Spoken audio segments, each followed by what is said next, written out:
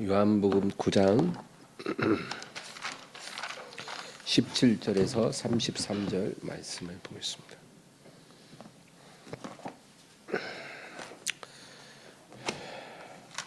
우리 다 같이 17절부터 33절까지 읽겠습니다.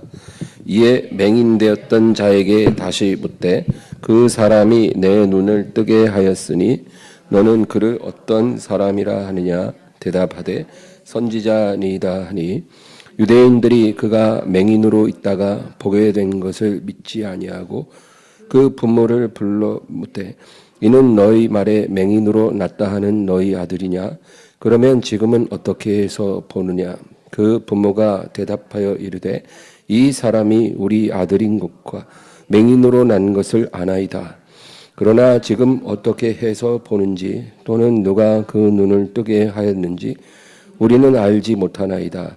그에게 물어보소서. 그가 장성하였으니 자기 일을 말하리이다. 그 부모가 이렇게 말한 것은 이미 유대인들이 누구든지 예수를 그리스도로 시인하는 자는 출교하기로 결의하였으므로 그들을 무서워함이로라.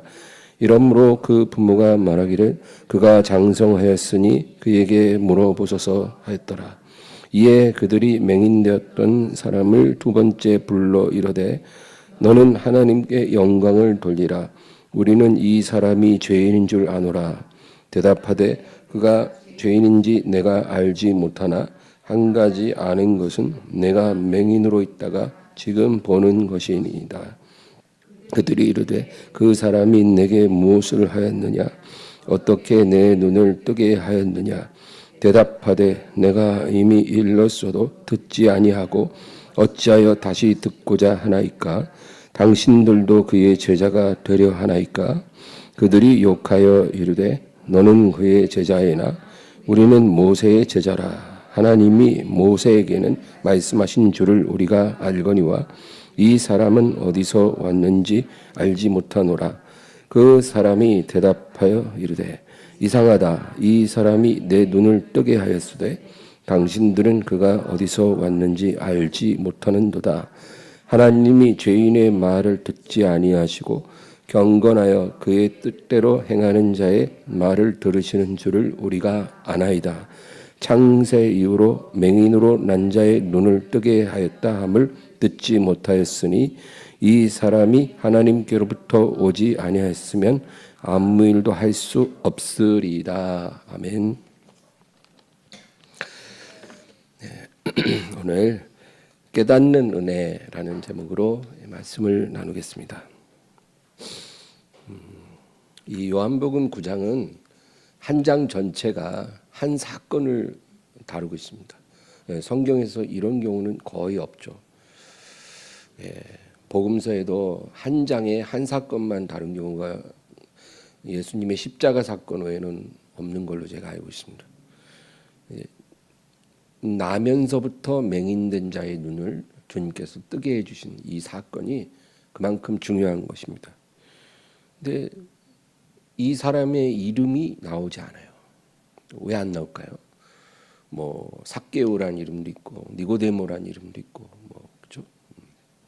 바디메오란 이름도 있고 이름이 나오는 사람들도 있는데 이 중요한 사건의 주인공의 이름이 나오지 않는 것은 아마도 이 사건을 목격한 사람들이 이 사람의 이름을 알지 못했기 때문일 것입니다. 한 자리에서 수년간 구걸을 했는데도 그 주위에 있는 그 사람들이 그 사람의 이름을 모릅니다. 그만큼 존재감이 없는 가치가 없는 그런 사람이었던 거죠. 이 사람은 태어났을 때 그 부모가 기뻐한 것이 아니라 절망했을 것입니다. 그의 집은 너무나 가난했기 때문에 그는 어느 정도 자란 후에 길에서 구걸을 해야만 그것이 그가 생존할 수 있는 유일한 방법이었습니다. 이 불쌍한 사람은 자기가 앞을 보지 못한다는 것을 알고 있었죠. 그런데 오늘날 이 영적인 맹인들은요, 자기들이 보지 못한다는 것도 알지 못합니다. 이 사건이 우리에게 말해주는 것은 우리와 무관한 사람이 아니라는 거죠. 이 사람은 육적인 맹인이지만 오늘날에 많은 영적 맹인들이 있지 않습니까? 그들에게 주시는 하나님의 메시지인 것입니다. 영적으로 눈먼 게 더 비참한 겁니다. 왜요? 자기가 눈 멀었다는 것을 모르기 때문입니다. 그래서 라오디게아 교회에 주님께서 말씀하시잖아요. 너희 가난한 것과 너희가 가련한 것과 또 벌거벗은 것과 눈먼 것을 알지 못하는도다. 그러니까 이 교회가요, 영적으로는 완전히 둔감한 교회라는 거죠. 이게 정말 불행한 일입니다. 영적으로 내가 벌거벗었다는 것을 알면 주님께 흰옷을 사서 입으면 됩니다. 근데 모르면, 벌거벗었는데 벌거벗은 줄 모르면 그게 얼마나 부끄러운 일입니까? 교회든지 성도든지 그런 상태에 있을 수 있죠. 내가 눈이 멀었다는 것을 알면 예수님 뭐라 그래요? 나에게서 안약을 사서 발라보게 하라. 방법이 있다는 거예요. 영적으로 눈먼 거는 눈 뜰 수 있는 방법이 있습니다. 예수님께 안약을 사서 바르면 볼 수 있는 거예요. 근데 자기가 눈을 멀었다는 것을 모르니까, 자기가 보지 못하는데도 본다고 생각하니까 이게 정말 불행한 일입니다. 오늘 본문 17절 읽겠습니다. 이에 맹인되었던 자에게 다시 묻되 그 사람이 내 눈을 뜨게 하였으니 너는 그를 어떠한 사람이라 하느냐 대답하되 선지자니이다 하니. 이 유대인들이 이제 눈뜬 이 사람에게 물어봅니다. 너는 그를 어떠한 사람이라 하느냐.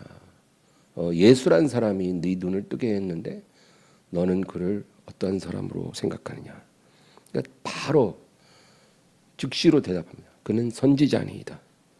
이 말은 그는 하나님이 보낸 사람입니다. 하나님으로부터 온 사람입니다. 그 얘기입니다. 이 사람은 아직 예수님에 대해서 제대로 알지 못합니다. 그리고 실제로 예수님을 보지도 못했어요. 자기가 눈 감고 눈 맹인인 가운데 구걸할 때 예수님이 오셔서 진흙을 바르고 실로암 못에 가서 씻으라 해서 그냥 순종해서 씻고 왔는데 이제 눈 뜨고 보니까 예수님은 이미 자리를 뜨신 다음에, 그러니까 예수님을 본 적도 없어요. 그러나 자기 눈을 뜨게 해준 그 사람이 하나님으로부터 온 사람이라는 것을 분명히 알았다는 것입니다. 사람이 영적으로 눈이 멀었다가 다시 보게 될 때요, 그게 무엇을 의미할까요? 여러분, 육적인 눈이 멀면요, 즉시로 어떤 기적으로 이렇게 눈을 뜰 수 있죠. 근데 영적으로 멀어진 눈은요, 그렇게 즉시로 번쩍 뛰어서 모든 걸 보고 그런 게 아닙니다. 영적인 눈은 서서히 떠지는 겁니다. 처음에는 희미하게 보여요. 그러다가 성령을 받고 나면 그때 확 밝아집니다. 성령을 받아야 영적인 눈이 완전히 밝아집니다. 그리고 이제 말씀과 기도로 거룩하여짐이라 했잖아요. 이제 시간이 좀 흘러야 돼요. 그래서 말씀과 기도로 거룩한 삶을 살면 그 밝아진 눈이 더 선명하게 되는 것입니다. 이게 영적인 눈은 점진적으로 떠져 가는 것입니다. 근데 그것은 뭐냐? 처음에는 살아계신 하나님을 이제 믿는 거죠. 하나님이 계시는구나. 그리고 이제 하나님의 말씀이 이제 귀에 들어옵니다. 예전에 뭐 성경책 읽어봐도 뭔 말인지 도무지 뭐 눈에도 안 들어오고 뭐 설교 들어도 귀에도 안 들어왔는데 이제 영적인 눈이 뜨이기 시작하면 이제 귀도 열리죠. 그럼 말씀이 이제 깨달아지기 시작합니다. 그리고 이제 자기가 누구인지 알게 됩니다. 사람인들이요, 자기가 누구인지 잘 모릅니다. 거울 보면 겉모습만 보이잖아요. 자기의 어떤 정체가 뭔지를 모르죠. 그래서 우리가 그런 말 하잖아요. 어디에서 와서 왜 살며 어디로 가는지 모르며 방황하며 살았습니다. 근데 이제 영적인 눈을 뜨면 내가 어디에서 왔는지, 왜 사는지, 또 어디로 가게 되는지 그게 이제 깨달아지는 거죠. 인생에 대한 정확한 답을 갖기 시작합니다. 그리고 내가 지금 살고 있는 이 세상이 어떤 곳인지를 알게 됩니다. 영적인 눈이 멀어 있을 때는요, 세상이라는 곳이 어떤 곳인지 몰라요. 얼마나 악하고 얼마나 위험하고 얼마나 어두운지 모릅니다. 근데 영적으로 눈이 떠지면 이 세상이 보이기 시작합니다. 얼마나 이 세상이 악한 곳인지, 더러운 곳인지, 어두운지 그게 이제 느껴지는 거예요. 그리고 이 세상을 통치하는 이 세상의 임금이 마귀라는 거. 그리고 눈에 보이지 않는 많은 귀신들이 사람들을 고통스럽게 하고 있다는 이런 영적인 진실들에 눈을 뜨기 시작하는 거죠. 이런 것이 하루아침에 확 열리는 게 아니라 조금씩 깨달아져 가는 것입니다. 그 바울이요, 이제 예수님을 모를 때는 박해자였잖아요. 그래서 다메섹 도상으로 가다가 밝은 빛을 보고 엎드러져서 예수님의 음성을 듣고 이제 눈이 멀어버리죠. 이 사건이 어떤 바울에게 아주 중요한 사건이잖아요. 근데 사람이 영적으로 눈 멀었다가 뜨게 되는 과정을 하나님이 바울의 사건으로 우리에게 알려주신 거예요. 바울이요, 원래 바울은 바리새인 중에 바리새인이라고 그랬습니다. 그러니까 유대인의 율법에 가장 정통한 교육을 받았어요. 누구보다도 하나님에 대해서 잘 알고 자기가 경건한 사람이라고 스스로 생각을 했어요. 그런데 하나님은 바울에게 너가 영적으로 맹인이라는 거예요. 그래서 바울이 자기가 자기를 아는 것이 진실이 아니고 하나님 앞에서 맹인이라는 것을 하나님이 깨닫게 하시려고 눈이 멀어지게 하는 거예요. 너는 실제적으로 맹인이야. 그런데 아나니아라고 하는 제자가 안수를 하고 주 예수께서 너의 눈을 뜨게 하시고 성령으로 충만하게 하신다 하고 안수 기도하는 순간 바울이 눈이 다시 떠지고 성령의 충만을 받은 거예요.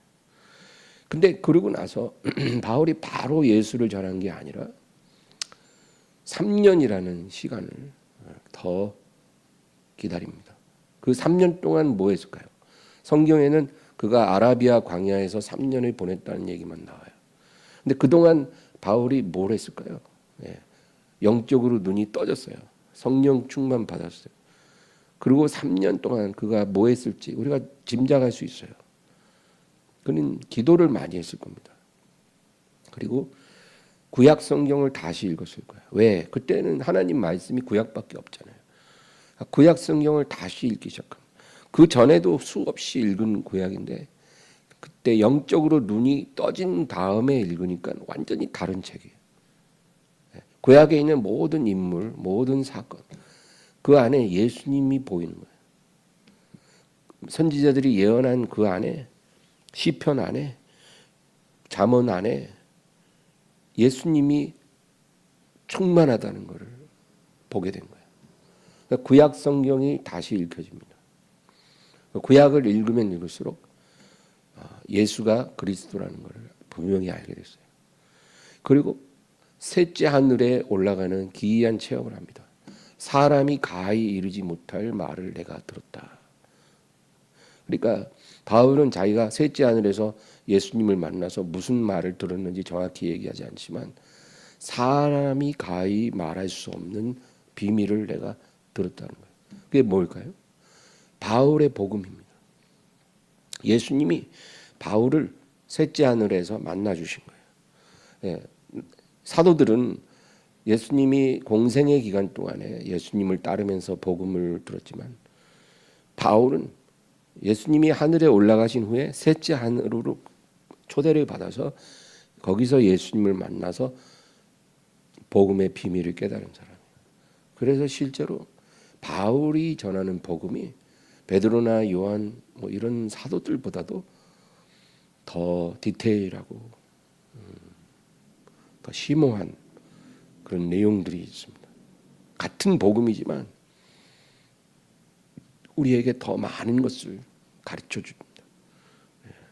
그래서 이런 3년이라는 시간이 흐른 후에 바울이 예수님을 전하기 시작한 것입니다. 지금 왜 이 얘기를 하냐면 바울 같은 사람에게도 영의 눈이 뭐 하루아침에 확 튀어져서 그 다음 날부터 복음 전하고 뭐 그런 게 아니라 조금씩 영의 눈이 떠져가는 그 3년의 세월이 필요했다는 거죠. 그리고 예수님에 대해서 온전한 이해를 하고 복음의 비밀을 알게 된 후에 이제 사도로서 사명을 감당했다 그거죠. 우리도 이런 과정을 잘 걸어가야 합니다. 그런데 주님은 영적인 맹인에서 막 벗어난 어린 믿음도 귀하게 보신다는 것 우리가 알아야 돼요. 사람이 이제 거듭나잖아요. 영적인 맹인이었다가 눈을 뜹니다. 그러면 이제 보이는 게 몇 개 없어요. 처음에는 희미합니다. 시간이 흘러야 돼요. 하나님 말씀과 기도로 거룩해져 가야 돼요. 그런데 이런 어린 믿음도 주님은 귀하게 보시고, 그렇죠? 어린 아이들이 내게 오는 것을 금하지 말라. 하나님 나라가 이런 자의 것이니라. 그런 말씀도 다 일맥상통하는 말이에요. 장성한 자만 기뻐하시는 게 아니라 어린 자들도 똑같이 기뻐하십니다. 어린 믿음이라고 구원 못 받은 게 아닙니다, 여러분. 예수님에 대해서 많이 알든 적게 알든 하나님의 말씀을 많이 알든 적게 알든 그것은 구원과는 상관이 없어요. 하나님이 보시는 것은 진실한 믿음입니다. 교회에 나오고 예수님을 영접한 지 한 달밖에 안 돼도 진실한 믿음일 수 있는 거죠. 그럼 구원 받은 겁니다. 아주 어린 걸음마 신앙이라도 구원 받은 믿음이에요. 교회 30년 다녀도 부패한 믿음도 있죠. 그런 믿음은 구원 못 받습니다. 그러니까 하나님 앞에 진실하면 그것은 다 같은 믿음, 구원받은 믿음입니다. 장성한 믿음일 수도 있고 어린 믿음일 수도 있지만 같은 믿음입니다.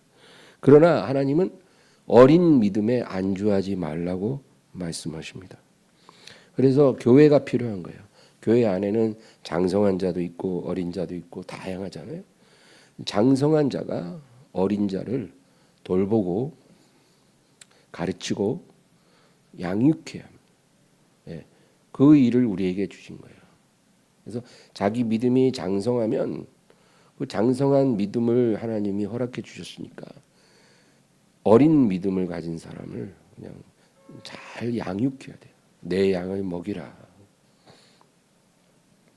그런데 이게 교회 안에서 그런 일도 일어나고 또 가정에서 부모는 자녀를 영적으로도 양육해야 돼요. 그냥 밥 먹여주고 재워주고 옷 입혀주고 학교 보내주고 이게 다가 아니에요. 그거는 믿지 않는 자들도 다 하잖아요. 근데 하나님의 자녀들은 부모가 자기 자녀를 영적으로 양육해야 합니다. 대부분 보면 부모가 장성한 믿음에 가깝고 아이들은 아직 어리잖아요. 부모가 자녀들을 영적으로 양육할 책임이 있는 거예요. 또 교회에서는 장성한 자가 어린 자를 양육해야 하는데 조심해야 한다는 겁니다. 양육한답시고 말을 함부로 해서 시험 들게 하는 경우가 또 많이 있습니다. 제가 여의도 순복음교회에서 목회할 때 그런 모습을 어느 교구든지 가든지 늘 자주 봤어요. 권사님들이 그렇게 말을 함부로 해요. 그래가지고 어린 믿음을 가진 사람들을 이렇게 격려하는 게 아니라 아주 시험에 들게 만든. 상처를 줍니다. 또 지역장들이 지역원들에게 그렇게 말을 또 함부로 하고 그런 경우를 자주 보았습니다. 말을 함부로 해서도 안 되고 잘못된 교리나 은사주의, 신비주의에 빠지게 해서도 안 됩니다. 어떤 권사님은 자기 지역 식구 데리고 이제 막 이상한 기도원에 다녀요. 어느 목사님이 안수하면은 뭐 용하다더라. 가지고 그렇게 뭐 그런데 가서 자기 구역 식구 데리고 다니면서 안수받게 하는데, 근데 선한 목적인지 모르겠으나 그렇게 해서 귀신 들린 사람도 봤어요. 그러니까 어리석은 짓이죠. 마태복음 18장 6절. 누구든지 나를 믿는 이 작은 자 중 하나를 실족하게 하면 차라리 연자 맷돌이 그 목에 달려서 깊은 바다에 빠뜨려지는 것이 나으니라. 나를 믿는 이 작은 자 중 하나, 그러니까 어린 믿음을 가진 자를 말합니다. 그를 실족하게 하면 차라리 맷돌 매달아서 바다에 빠져 뒤져라, 이 얘기예요. 주님 말씀이. 너는 살 가치가 없어. 이 어린 자가 얼마나 귀한데 네가 그를 실족시키나. 그러니까 그 말은 우리가 누군가를 양육할 때 정말 조심해야 되고 정말 주의 깊게 성령의 인도를 잘 받아야 된다, 그 얘기입니다. 이제 본문 18절에서 21절. 유대인들이 그가 맹인으로 있다가 보게 된 것을 믿지 아니하고 그 부모를 불러 묻되 이는 너희 말에 맹인으로 났다 하는 너희 아들이냐? 그러면 지금은 어떻게 해서 보느냐? 그 부모가 대답하여 이르되 이 사람이 우리 아들인 것과 맹인으로 난 것을 아나이다. 그러나 지금 어떻게 해서 보는지 또는 누가 그 눈을 뜨게 하였는지 우리는 알지 못하나이다. 그에게 물어보소서. 그가 장성하였으니 자기를 말하리이다. 이제 유대인들이요 굉장히 당황했어요. 이 사건이 일어나니까. 그래서 이제 이 맹인되었던 자의 부모를 불러서 이제 물어봅니다. 이 사람이 너희 아들 맞냐? 그리고 이 사람이 어떻게 눈을 뜨게 되었느냐 물어보는 거예요. 근데 사실 이 사람이 눈 뜨게 된 경위를 유대인들이 모르는 게 아니거든요. 아는데 이렇게 묻는 거는 이 부모가 그 눈을 뜨게 한 예수란 사람에 대해 뭐라고 말하는지 듣고 싶은 거예요. 이 아들의 눈을 뜨게 한 그 예수에 대해서 너희는 어떻게 생각하느냐, 그걸 물어보는 겁니다. 22절 23절입니다. 그 부모가 이렇게 말한 것은 이미 유대인들이 누구든지 예수를 그리스도로 시인하는 자는 출교하기로 결의하였으므로 그들을 무서워함이로라. 이러므로 그 부모가 말하기를 그가 장성하였으니 그에게 물어보소서 하였더라. 그러니까 이 부모는요, 이 사람이 우리 아들인 것과 그가 눈을 뜨게 된 것은 우리가 압니다. 그러니까 사실관계는 인정을 하는 거예요. 그러나 이 사람의 눈을 뜨게 한, 아들의 눈을 뜨게 한 그 예수라는 사람에 대해서 우리는 아무것도 모릅니다. 우리는 뭐 알고 있는 게 없습니다. 이 사람이, 이 아들이 이미 성인이니까 우리에게 묻지 말고 본인에게 직접 물어보시오. 이렇게 부모가 대답한 겁니다. 근데 분명히 이 부모는 예수님에 대한 어떤 생각이 있을 거예요. 당연히 좋은 마음이겠죠. 이 아들과 같이 부모도 예수님이 하나님으로부터 온 선지자라고 생각을 했을 겁니다. 근데 그 예수에 대해서 자기들의 생각을 말하지 않았어요. 왜냐하면 유대인들을 두려워했기 때문입니다. 예수에 대해서 좋은 말을 하면 불이익을 당할 것을 알기 때문에 이제 모른다고 그렇게 말한 겁니다. 두려움 때문에 우리 신앙을 드러내지 않고 숨기는 일이 우리의 삶에도 얼마든지 일어날 수 있습니다. 이 사건으로 이 본문 구절로 우리가 생각해 볼 게 그런 부분이에요. 신앙으로 인해서 불이익이 오게 되면 우리가 두려워합니다. 그래서 우리의 신앙을 숨기게 되는 거죠. 여러분, 어떤 한 불신 가정에 한 사람이 예수님을 믿잖아요. 그러면 이 사람은 반드시 이런 시험을 받게 됩니다. 내가 예수를 믿음으로 인해서 부모로부터 또 형제로부터 남편으로부터 아내로부터 내가 공격을 받는 거예요. 핍박을 받는 거예요. 그래서 이런 시험을 반드시 겪게 되는 것입니다. 또 다양한 상황에서 이런 일들은 언제든지 일어날 수 있어요. 오늘날에도. 예전에 팬데믹 때 막 교회발 코로나 막 시끄러울 때 그때요 여러분 많은 사람들이 교회를 못 나왔어요.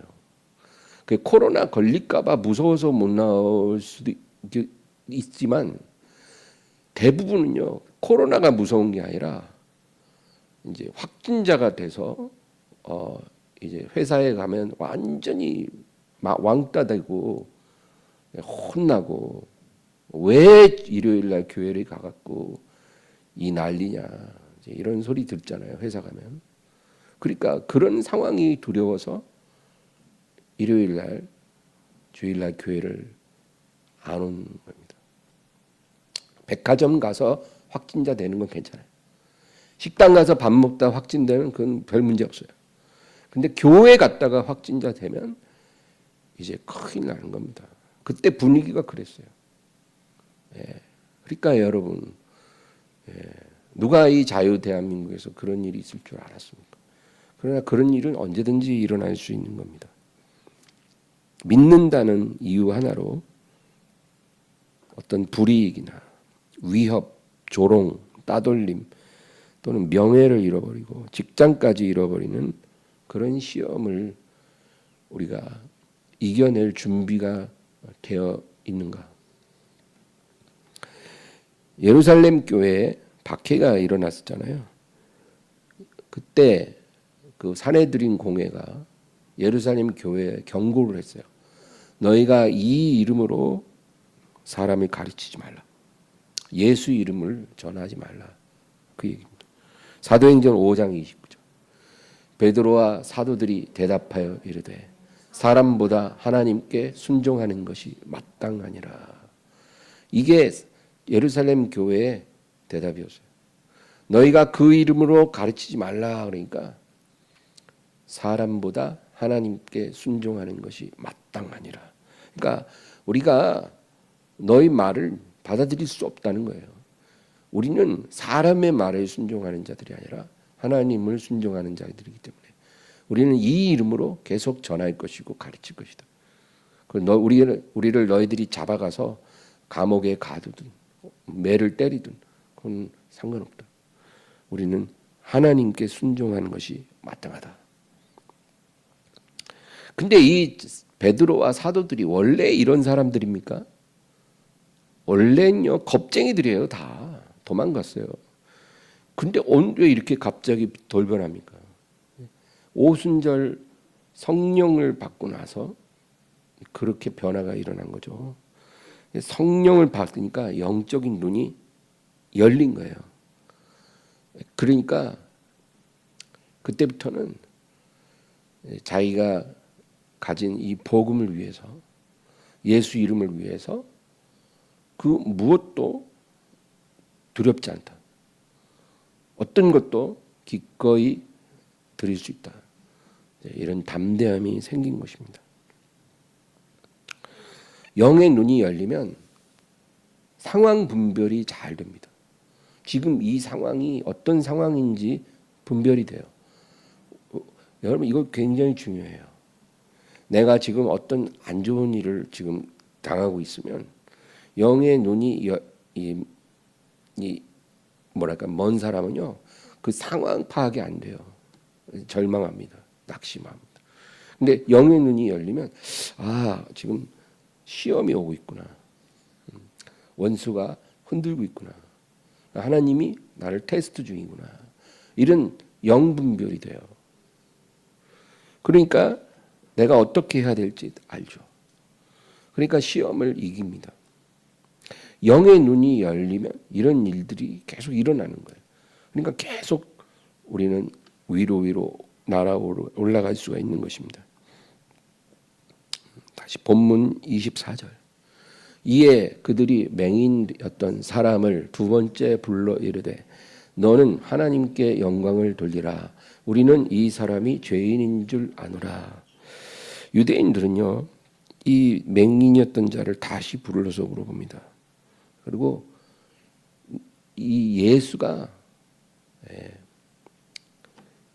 그리스도가 아니라 죄인이라고 말하라는 거예요. 예수는 그리스도가 아니야. 그는 하나님께 거역하는 죄인이야. 신성 모독하는 그런 망령된 자야라고 말하라는 거예요. 그렇게 말하는 것이 하나님께 영광을 돌리는 거라는 거죠. 무서운 일입니다. 하나님을 대적하면서 하나님을 위하고 있다고 그렇게 믿는 것. 이게 정말 무서운 일입니다. 그렇잖아요.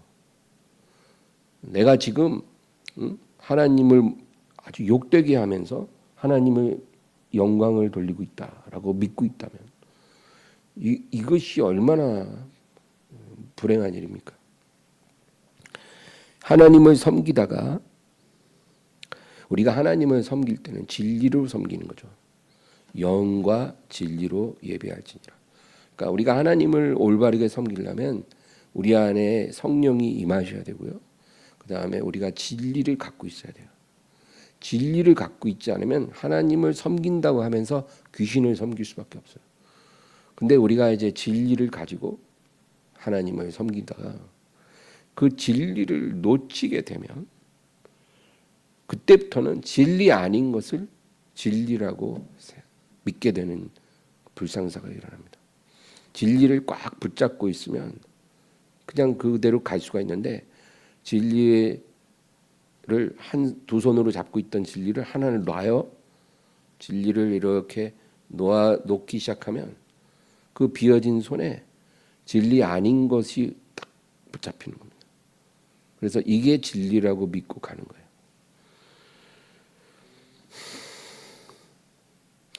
하나님을 순종한다고 생각했는데 그게 사실은 하나님을 대적하는 게 되는 겁니다. 이런 일이 있을까? 많이 일어나죠. 여러분 에덴 동산에 있던 두 사람, 그 두 사람이 이런 일을 만났지 않습니까? 그들은 하나님을 섬길 때 하나님이 주신 진리를 갖고 있었어요. 아담과 하와가 갖고 있었던 진리는 동산 중앙에 있는 나무 열매를 먹지 말라. 다른 것들은 너희들이 자유롭게 먹을 수 있으나 동산 중앙에 있는 그 나무의 열매는 먹지 말라. 너희가 먹는 날에는 반드시 죽으리라. 그 말씀이 그들이 갖고 있는 진리예요. 왜냐하면 그 말씀이 곧 영생에 이르는 조건이거든요. 아담과 하와에게 하나님이 영생을 주셨는데 그 영생을 계속 지킬 수 있는 조건이 뭐냐면 동산 중앙에 있는 나무의 열매는 쳐다도 보지 않는 거예요. 그래야 영생을 계속 유지할 수가 있는 거예요. 그러니까 그게 진리인 거죠. 근데 그 진리를 계속 붙잡고 살아야 되는데 어느 순간 마음이 느슨해지면서 그 진리를 놓쳤어요. 그 타이밍에 유혹하는 뱀이 와가지고 이제 하와 혼자 있을 때 말을 붙입니다. 뭐 하나님이 정말 나무 열매들을 먹지 말라 하시더냐? 그건 아니고 동산 중앙에 있는 나무 열매는 먹지 말라고 하셨어. 그것을 먹으면 죽을까 하노라. 그렇게 말을 합니다. 그러니까 죽을지도 모른다 이거죠. 선악과를 먹으면 반드시 죽는다. 하나님 분명히 그렇게 말씀했는데 어느덧 그 말씀이 하와에게서 죽을 수도 있어. 위험한 거야. 가급적 안 먹는 게 좋아. 이런 식으로 말씀이 진리가 희석된 거예요. 진리가 그냥 샥 사라진 게 아니라 선명한 진리가 희석된 겁니다. 그러니까 뱀이 단호하게 말합니다. 너희가 결코 죽지 아니하리라. 예. 우리가 진리를 놓치기 시작하면 유혹하는 자가 단호하게 우리 귀에 속삭입니다. 너희가 결코 죽지 아니하리라. 너희가 그 과일을 먹는 날에는 너희 눈이 밝아져서 하나님처럼 될 것을 하나님이 아시고 먹지 말라 한 것이다. 그러니까 하나님과 이 아담과 하와를 이간질시킵니다. 그래 여러분, 거짓이 진리의 자리를 꿰찰 때는요, 항상 진리가 약화되고 희석되는 일이 먼저 일어납니다. 그리고 그 빈 자리에 거짓이 들어오는 겁니다. 이걸 미혹이라고 하는 것입니다. 일단 미혹이 시작이 되면 믿음은 끝난 겁니다. 그래서 믿음에 대해서는 저희가 파손하였다 이런 표현하잖아요. 그러니까 배가 가라앉는다는 거예요. 이 믿음이라는 게 이렇게 물 위를 떠다니는 배로 비유를 하는데, 이 배는 물 위를 유유히 떠다니는 거지 물 속으로 가라앉으면 안 되죠. 근데 배의 밑창에 구멍이 나면 어떻게 돼요? 그 구멍이 작든 크든 그 배의 운명은 정해진 거예요. 그러니까 물이 얼만큼 빨리 들어오느냐에 따라 가라앉는 때만 다르지 결국 배의 운명은 가라앉게 되어 있는 거예요. 미혹이 바로 그 배에 난 구멍입니다. 진리를 놓치고 거짓이 들어오면 그 믿음이라는 배는 반드시 파손하는 것입니다. 그래서 교회가 진리를 지키는 게 너무나 중요해요. 진리가 떠나고 거짓이 들어오면 교회는 파손합니다. 성도의 신앙도 마찬가지예요. 그래서 여러분 말씀이 중요한 거예요. 기도도 열심히 해야 되지만 말씀 진리를 우리가 바로 깨닫고 바로 믿어야 우리가 파손하지 않고 천국까지 가는 거예요. 그러니까 원수가 그거 빼앗으려고 얼마나 애를 쓰겠어요. 그것만 뺐으면 우리가 다 지옥 가니까 그거 뺏으려고 하겠죠. 그러니까 교회 안에 거짓 교사들이 들어오는 거예요. 초대교회부터 거짓 교사들이 교회 안에 들어와서 그렇게 난리를 쳤어요. 그 바울, 요한, 베드로가 사역을 할 때도 교회 안에 사탄의 일꾼들이 들어왔는데 지금 말할 것도 없어요. 그러니까 여러분, 교회 밖에 있는 신천지를 우리가 무서워하는 게 아니라 교회 안에서 잘못된 이런 거짓을 말하는 자들을 우리가 잘 분별하고 조심해야 되는 겁니다. 강단에서 목사님이 설교한다고 다 옳은 말씀은 아니에요. 분별할 수 있는 정도로 성장해야 됩니다.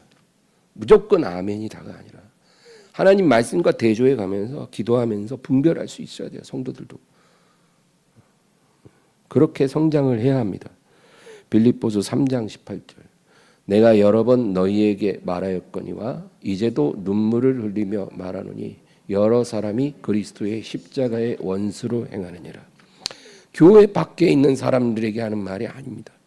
교회 안에서 여러 사람이 그리스도의 십자가의 원수로 행하고 있다는 거예요. 그러니까 십자가의 원수로 행하면서 자기가 예수님의 십자가를 지고 가고 있다는 그렇게 믿는 사람들이 교회 안에 많이 있다는 거예요. 십자가의 원수 짓을 하면서 내가 십자가를 따라가고 있다. 십자가를 지고 있다. 그렇게 생각합니다. 오늘 본문으로 가서요. 24절에서 30절. 이에 그들이 맹인됐던 사람을 두 번째 불러 이르되 너는 하나님께 영광을 돌리라. 우리는 이 사람이 죄인인 줄 아노라. 대답하되 그가 죄인인지 내가 알지 못하나 한 가지 아는 것은 내가 맹인으로 있다가 지금 보는 그것이니이다. 그들이 이르되 그 사람이 내게 무엇을 하였느냐 어떻게 내 눈을 뜨게 하였느냐 대답하되 내가 이미 일렀어도 듣지 아니하고 어찌하여 다시 듣고자 하나이까? 당신들도 그의 제자가 되려 하나이까? 그들이 욕하여 이르되 너는 그의 제자이나 우리는 모세의 제자라. 하나님이 모세에게는 말씀하신 줄을 우리가 알거니와 이 사람은 어디서 왔는지 알지 못하노라. 그 사람이 대답하여 이르되 이상하다. 이 사람이 내 눈을 뜨게 하였으되 당신들은 그가 어디서 왔는지 알지 못하는도다. 이 30절이 참 중요해요. 이 유대인들이 이 맹인되었던 사람을 불러서 자꾸 억지를 부리니까 이 사람이 말해요. 이상하다. 이 사람이 내 눈을 뜨게 하였는데 당신들은 그가 어디서 왔는지 알지 못한다고 한다. 그가 행한 그 일이 그가 어디서 온 사람인지 분명하게 우리에게 말해주고 있는데 왜 당신들은 이 명백한 증거를 보면서도 그가 어디서 왔는지 알지 못한다고 말합니까? 너무 이상하지 않습니까? 그 얘기예요. 이 사람은 길에서 구걸하던 사람이었지만 아주 뼈를 때리는 팩트를 날린 거예요. 유대인들한테. 아니 명백하게 그가 어디서 온 사람인지 이 사건이 말해주는데 왜 그가 어디서 왔는지 모른다 합니까? 이상합니다. 왜 당신들은 눈에 보이는 명백한 증거를 자꾸 부인합니까? 믿을 수밖에 없는 증거가 있는데 믿지 않으려고 하는 당신들이 너무 이상합니다. 마태복음 11장 16절에서 19절을 한번 읽겠습니다. 이 세대를 무엇으로 비유할까? 비유하건대 아이들이 장터에 앉아 제 동물을 불러 이르되 우리가 너희를 향하여 피리를 불어도 너희가 춤추지 않고 우리가 슬피 울어도 너희가 가슴을 치지 아니하였다 함과 같도다. 요한이 와서 먹지도 않고 마시지도 아니하며 그들이 말하기를 귀신이 들렸다 하더니 인자는 와서 먹고 마시며 말하기를 보라 먹기를 탐하고 포도주를 즐기는 사람이요 세리와 죄인의 친구로다 하니 지혜는 그 행한 일로 인하여 옳다함을 얻느니라. 예수님이 뭐라 그러시냐면 나 전에 세례 요한이 와서 밥도 안 먹고 말씀을 전하니까 그러니까 세례 요한은 좀 기인이죠. 낙타 털옷을 입고 메뚜기와 석청만을 먹었어요. 그리고 이제 광야에서 혼자 살았죠. 그러니까 그렇게 밥도 안 먹으면서 하나님 말씀을 전하니까 너희들이 뭐라 그랬냐? 아, 저 사람 밥도 안 먹는 저 귀신 들린 사람이다. 귀신 들렸기 때문에 우리가 그의 말을 믿을 수 없다. 그랬지 않았냐? 근데 인자는 와서 이제 밥 잘 드셨어요. 밥 잘 먹고 그리고 하나님 말씀 전하니까 너희가 또 말하기를 보라 이 사람 먹기를 탐하고 음식을 탐하고 포도주를 즐기고 또 세리와 죄인들하고 아주 친하게 지내니까 불경건한 사람이 아니냐. 불경건한 사람이 전하는 말을 우리는 믿을 수 없다. 그러니까 세례 요한이 안 먹으면서 전하니까 귀신 들렸다고 예수님이 먹으면서 전하시니까 또 먹기를 탐하는 또 불경건한 사람이라는 거예요. 이 세대의 사람들이 그렇다는 거예요. 피리를 불어도 노래하지 않고 춤추지 않는다. 그리고 예수님 뭐라 그래요? 지혜는 그 행한 일로 인하여 옳다함을 얻느니라. 그러니까 지혜는 이거 진리를 말해요. 진리는 그의 열매로 인하여 자기 자신을 증거한다는 겁니다. 밥을 먹으면서 복음을 전하든 밥을 안 먹으면서 전하든 그게 중요한 게 아니고 진리는 그 열매로 자기 자신을 증거한다. 고린도전서 4장 20절 하나님의 나라는 말에 있지 아니하고 오직 능력에 있음이라. 이게 그러니까 믿지 않는 사람들에게 우리가 100번 말하는 것보다 하나님과 동행하는 그 삶의 능력을 보여주는 게 더 효과가 있다는 겁니다. 100마디 말보다 하나님과 동행하는 삶을 보여주는 게 더 효과 있다. 이거를 경건의 능력이라고 합니다. 우리가 하나님과 동행하면 우리의 삶을 통해서 증거하는 게 100번 말로 하는 것보다 더 강력한 겁니다. 그게 하나님의 나라가 말에 있지 않고 능력에 있다는 의미입니다. 그렇죠. 이거는 어디서나 해당이 돼요. 가정에서도 부모가 자식한테 100마디 말보다 우리 부모님이 진짜 하나님을 사랑하는 부모님, 하나님을 경외하는 부모. 이제 우리 엄마 아빠는 말씀에 순종하는 사람들이야.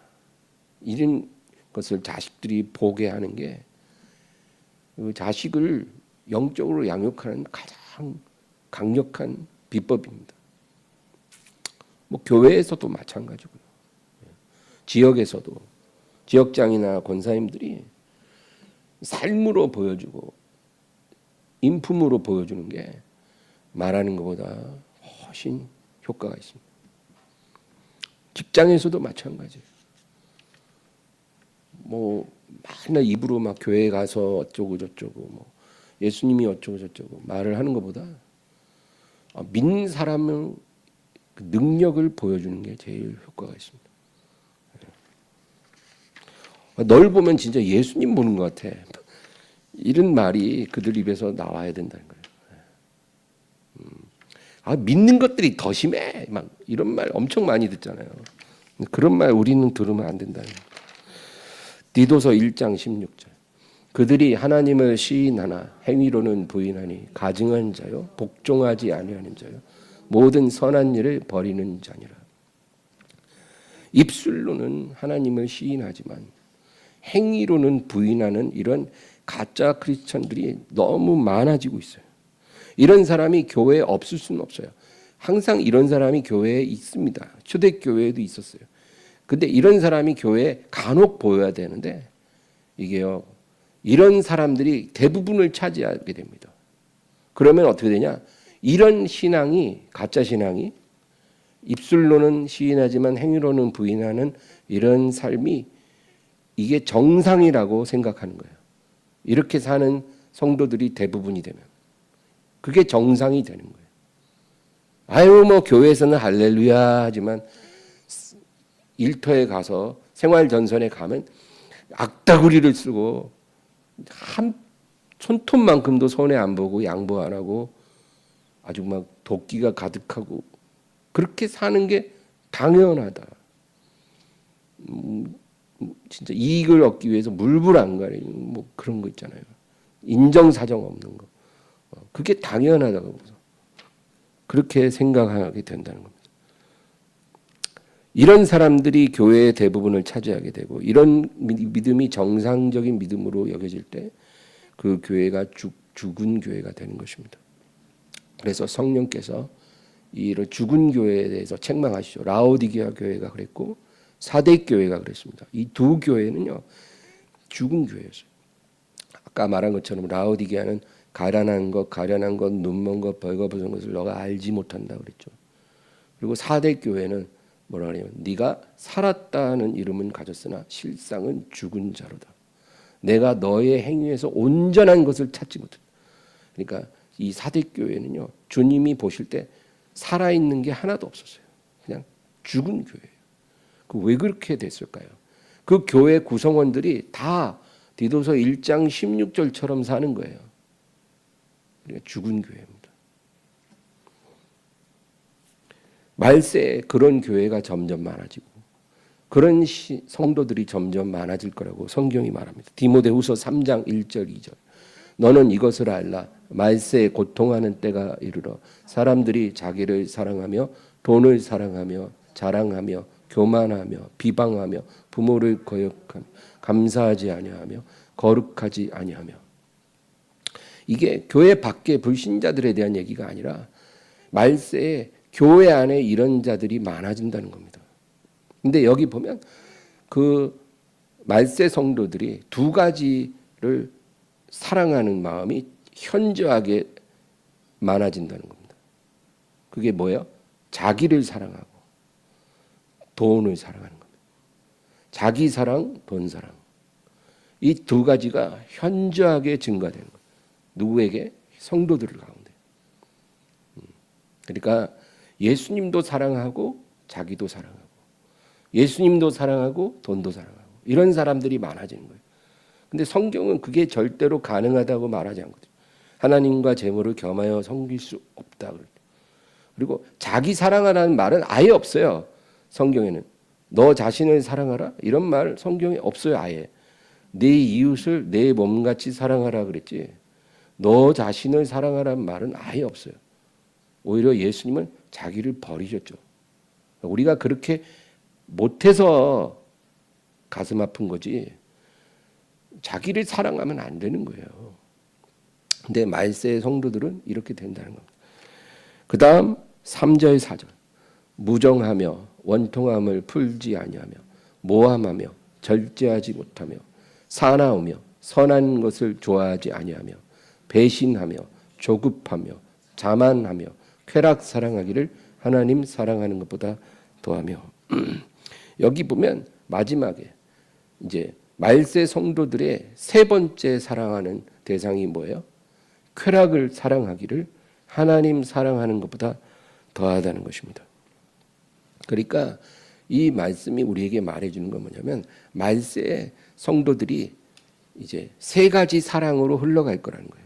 예수님을 사랑하는 순수한 마음에서 자기 사랑, 돈 사랑, 쾌락 사랑 이렇게 되는데 자기 사랑과 돈 사랑의 종착지가 쾌락 사랑이라는 거예요. 사람이 이제 자기를 사랑하고요. 이제 돈을 사랑하잖아요. 돈을 사랑하니까 돈을 막 집착하겠죠. 그러면 그 두 사랑의 종착지가 어디예요? 쾌락이에요. 아, 내가 나를 사랑하고 나를 위해 돈을 모았으니 내가 죽기 전에 이 돈을 써야 된다. 그러니까 결국 뭐 하겠어요? 쾌락밖에 없죠. 그래서 쾌락으로 흘러가는데 쾌락을 사랑하기를 하나님 사랑하는 것보다 더하게 될 것이다. 이게 말세에 나타날 타락한 성도들의 모습이다. 그것입니다. 그리고 5절 경건의 모양은 있으나 경건의 능력은 부인하니 이 같은 자들에게서 내가 돌아서라. 그러니까 경건의 모양은 있으나 능력은 부인한다는 것은 겉으로는 하나님을 섬기지만 마음의 생각과 삶의 방식이 완전히 세상적이라는 겁니다. 이런 사람들을 교회 안에서 멀리하라는 겁니다. 이제 막 교회에 들어온 초신자가 이렇게 사는 것은 어쩔 수 없죠. 그러나 오래된 사람들이 이런 삶을 살고 있다면 그런 사람들을 멀리하라. 이제 본문 30절 31절 그 사람이 대답하여 이르되 이상하다. 이 사람이 내 눈을 뜨게 하였으되 당신들은 그가 어디서 왔는지 알지 못하는도다. 하나님이 죄인의 말을 듣지 아니하시고 경건하여 그의 뜻대로 행하는 자의 말은 들으시는 줄을 우리가 아나이다. 이 맹인되었던 자의 말은 진짜 뼈 때리는 팩트만 얘기합니다. 31절에 하나님이 죄인의 말을 듣지 아니하시고 경건하여 그의 뜻대로 행하는 자의 말을 들으시는 줄을 우리가 아나이다. 그러니까 이 사람이 바리새인들에게 하는 말이 뭐냐면 당신들 말대로 그 예수란 사람이 정말 하나님을 거역하는 죄인이면 하나님을 거역하는 죄인이 어떻게 이런 일을 할 수 있냐는 거예요. 그가 하나님으로부터 온 사람이 아닌데 이런 일을 어떻게 할 수 있냐는 거예요. 우리가 아는 것은 하나님은 죄인의 말을 듣지 않고 경건하여 그의 뜻대로 행하는 자의 말을 들으시는데 어떻게 죄인이 이런 일을 할 수 있냐. 이제 마지막으로 32, 33절 창세 이후로 맹인으로 난 자의 눈을 뜨게 하였다함을 듣지 못하였으니 이 사람이 하나님께로부터 오지 아니하였으면 아무 일도 할 수 없으리이다. 예수라는 그분이 하신 일은 그 이전에 어떤 선지자도 하지 못했던 위대한 일이라는 것입니다. 왜냐하면 날 때부터 눈이 없었던 자의 눈에 진흙을 발라 눈을 만드셨잖아요. 이 일은 창세 때 하나님이 아담을 흙으로 빚을 때 하시고 그 이후로 이런 일은 들어본 적이 없다. 그가 하나님으로부터 오지 않았으면 이런 일을 할 수 없으실 것이다. 이렇게 고백을 합니다. 정말 그렇죠. 그래서 이 사건이 요한복음 9장 전체를 할애할 만큼 중요한 사건이라는 것입니다. 이 사람은 주님이 자기에게 행하신 일이 무엇인지 정확히 이해했습니다. 하나님이 내게 행하신 일을 깨닫는 게 은혜입니다. 하나님이 내게 어떤 일을 행하셨는지를 바르게 깨닫는 것, 그게 은혜의 본질이에요. 우리가 하나님 앞에 늘 은혜를 달라고 하는데 하나님이 은혜를 안 주신 게 아니라 내가 이미 받았는데 그걸 못 깨달으니까 은혜가 없는 거예요. 하나님이 내게 주신 것을 깨달으면 은혜가 넘치는 것입니다. 여러분, 그래서 제가 한 가지 비유만 얘기할게요. 엄마가 어린아이 가방 안에, 자기 아이 가방 안에 돈하고 그 쪽지를 넣어놨어요. 아들아, 친구들하고 놀다가 배고프면 이걸로 맛있는 거 사 먹어.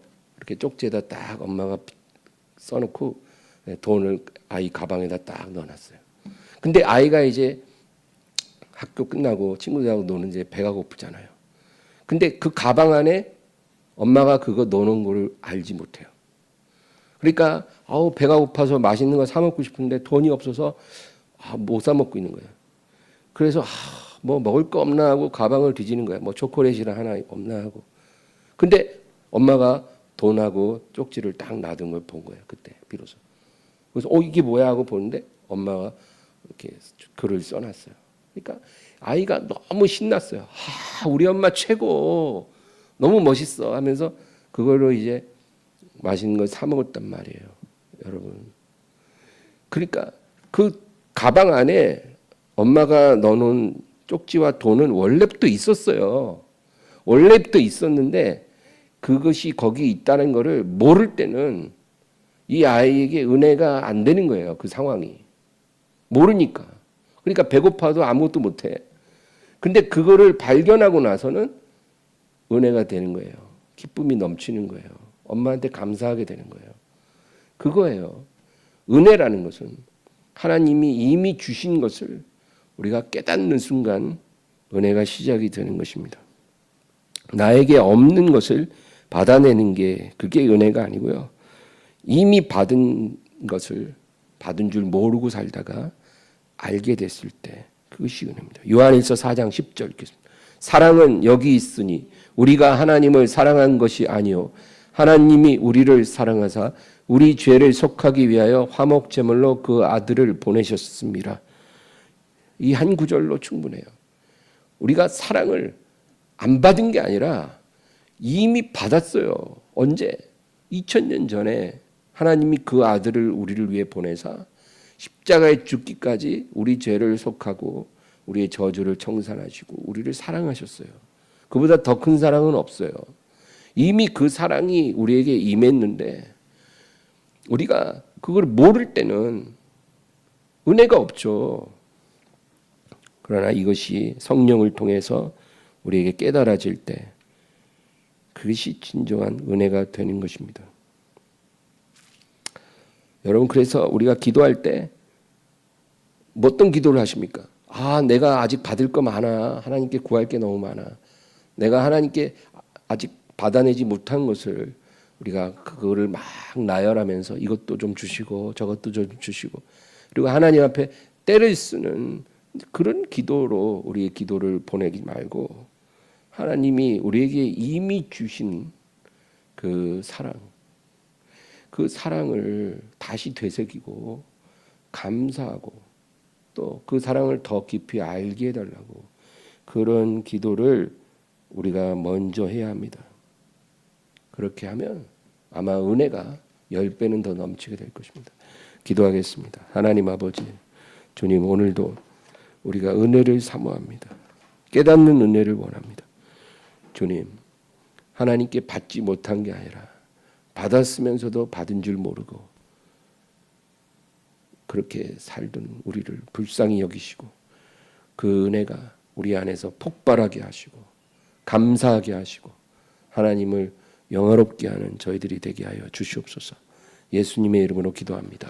아멘.